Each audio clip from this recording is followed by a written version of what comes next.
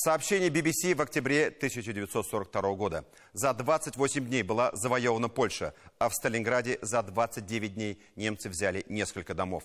За 38 дней была завоевана Франция, а в Сталинграде за это же время немецкая армия продвинулась с одной стороны улицы на другую. Это свидетельство наших тогдашних «друзей» в кавычках о беспримерном подвиге советских солдат в Сталинграде. Сегодня руководители некоторых европейских государств явно подзабыли уроки истории или не хотят вспоминать. 80 лет назад была завершена Сталинградская битва. Напомним, борьба за Сталинград шла более полугода, с 17 июля 1942 и закончилась 2 февраля 1943. Около полумиллиона советских бойцов остались на этих полях, не говоря уже о мирных гражданах. Жители нашей республики вместе со всей страной тоже принимали участие в освобождении города имени Сталина. Более 20 тысяч солдат и офицеров из Татарской республики погибли и умерли от ран в тех боях на территории нынешней Волгоградской области. 9677 имен удалось установить через 80 лет участниками различных общественных организаций, в том числе 4425 человек с татарскими фамилиями. Многие солдаты и офицеры той битвы, уроженцы нашей республики, дошли до конца войны и вернулись домой. Среди них и герой Советского Союза гвардии генерал-лейтенант Гани Бекинович Сафиуллин, который в период Сталинградской битвы командовал 38-й стрелковой дивизией. Бойцы этой дивизии явили миру образец беспримерного героизма, отражая танковые атаки фашистов. Именем Сафиуллина названа улица в Казани. Похоронен он на Арском кладбище. В субботу в Казани с участием президента Татарстана Рустама Минниханова открыта мемориальная доска памяти генерала-героя. О подвигах и памяти в репортаже Зуфара Давлетшина.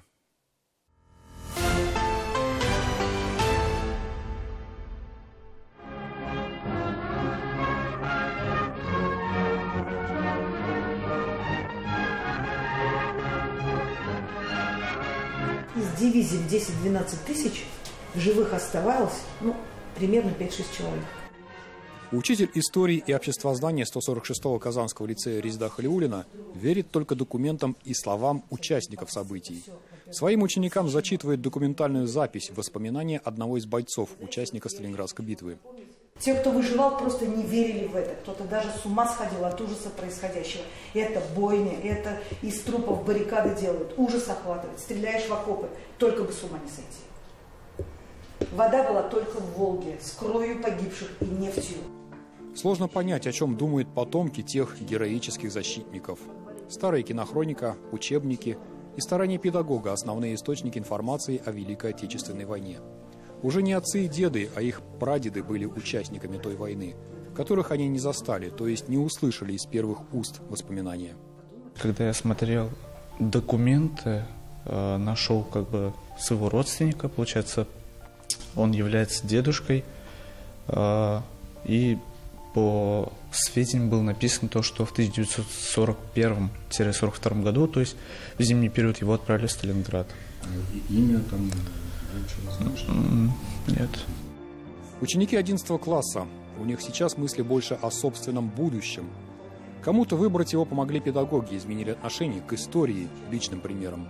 Других к выбору профессии подтолкнул пример родных. В 7 классе у меня поменялся учитель по истории, и она привила мне любовь как-то. Это как-то помогает лучше понять нынешнюю жизнь. То есть очень многие процессы, которые сейчас происходят, становятся яснее, когда изучаешь прошлое. Собираюсь поступать в высшее военно-танковое училище Казанское. У меня вообще, в принципе, в роду и прадедушка был военный, дедушка у меня в морской пехотной, получается, в Санкт-Петербурге учился. И вообще с детства я мечтал стать военным, как-то связать эту деятельность с себя, чтобы, не знаю, быть полезным людям, чтобы защищать других, тех, кто слабее. По современным учебным программам историю Великой Отечественной войны начинают изучать только в 10 классе. Но влюбленные в свое дело, патриотично настроенные учителя находят возможности, чтобы говорить об этом еще и с младших классов.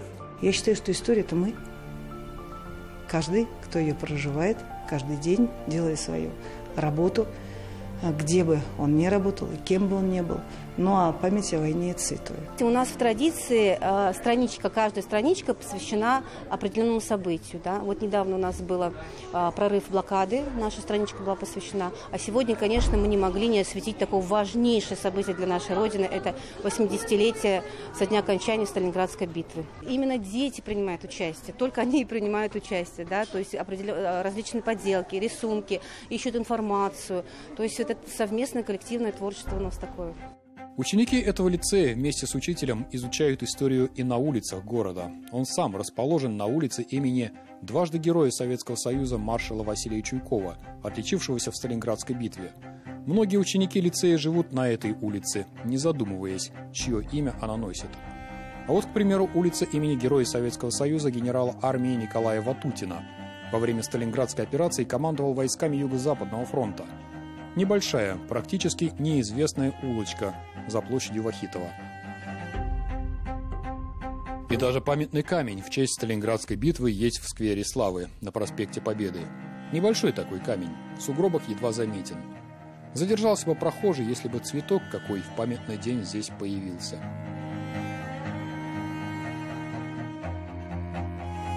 Имя еще одного выдающегося военачальника, отличившегося в освобождении Сталинграда, носит улица в Приволжском районе Казани. Только вот проходящие мимо, скорее всего, не знают ничего об этом человеке. Даже инициалы не указаны.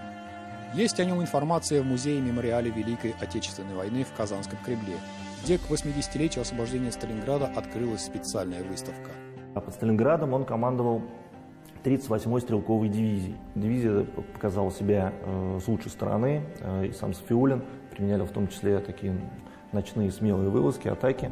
Татарстанцы, конечно же, были активными участниками сражений под Сталинградом. 147-я дивизия формировалась в Кукмаре, попала в окружение. Выжили немногие.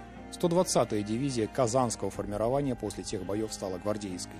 Здесь в витрине уже можно увидеть последний этап окружения немецких войск, и, кстати, не только немецких, и союзников. Там была итальянская армия, румынская армия, венгерская армия. То есть огромная, практически пол Европы пришло под Сталинград. Чувствуются параллели с современностью. И тогда огромную роль сыграла артиллерия и танковые войска. Они загнали нацистов в сталинградские подвалы, откуда их вытаскивала уже пехота. Так получилось, да, что штаб 6-й армии во главе с фельдмаршалом Паулюсом на тот момент. Мы тоже, кстати, перед самым окончанием Сталинградской битвы, 31 января, Гитлер присвоил звание фельдмаршала, как бы намекая на то, что ни один немецкий фельдмаршал в плен не сдавался. Паулюс был первым. Это произошло в подвале здания Сталинградского универмага. Нина Кондакова – потомок одного из героев Сталинградской битвы. Вот его фотография под номером 6. Анатолий Чехов. Он героически защищал дом Павлова, был снайпером. На его счету около 256, в общем-то, убитых немцев. Считали его погибшим, но он прожил в Казани еще 20 лет после окончания Великой Отечественной, так и оставшись почти неизвестным, не получив высоких званий и наград. На таких людях, как вот эти мальчики, которые прошли войну, держалась наша земля. Мы победили в такой войне. Столько было лишений, столько было горя, но мы выстояли. И таких людей тысячи, которые на себе вытащили эту победу и которые остались безызвестными. Поисковик, издатель книги памяти, руководитель клуба воинской славы Михаил Черепанов посвятил свою жизнь розыску информации о погибших, пропавших людях, их наградах, родных и близких.